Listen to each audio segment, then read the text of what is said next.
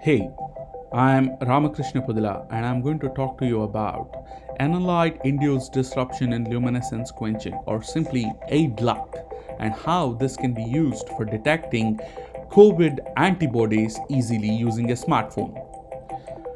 To perform AIDLUC assay, we mainly need graphene-coated paper, and we use a scalable roll-to-roll fabrication method by spray coating graphene onto regular printer paper to make graphene coated paper.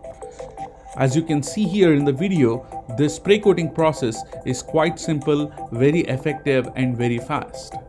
After coating the paper, we get graphene coated paper. On this graphene coated paper, we deposit cadmium selenide quantum dots which fluoresce in red color when excited with a green laser. We conjugate these cadmium selenide quantum dots with anti-IgG human antibodies. And after the conjugation process, these cadmium selenide quantum dots are drop casted on the graphene coated paper. So, from this anti-IgG antibody coated paper, we cut out 1 square centimeter coupons. And these coupons look this way in electron microscope. Here, the special thing is that cadmium selenide quantum dots fluoresce when they are on normal paper, as you can see in the red curve. But when they are on graphene, their fluorescence is inhibited or quenched because graphene pi orbitals reduce the fluorescence of cadmium selenide. We use that to our advantage to perform the AIDLUC assay. So here we have 1 centimeter square coupon with cadmium selenide quantum dots coated with anti-IgG antibodies. When IgG antibodies in the blood sample are added to the platform, the IgG antibodies bind the quantum dots, lifting them up above the surface. As the quantum dot is lifted above the surface, it begins to fluoresce because it is no longer in contact with graphene. This fluorescence can be further enhanced by using gold nanoparticles. The addition of gold nanoparticles enhances the fluorescence due to surface plasmon resonance. Now, to test how well this can detect IgG, we can cast an IgG analyte in known concentrations, incubate for 15 minutes at room temperature, and then measure the fluorescence in the lab using a spectrometer with a 532 nanometer or a green laser. So this is how the results look from the lab spectrometer. We are able to see that this platform is capable of measuring 10 femtomoles of IgG very accurately. We also tested this in a complex environment like the blood serum. Our platform was able to selectively and sensitively detect IgG even in a complex environment like the blood serum.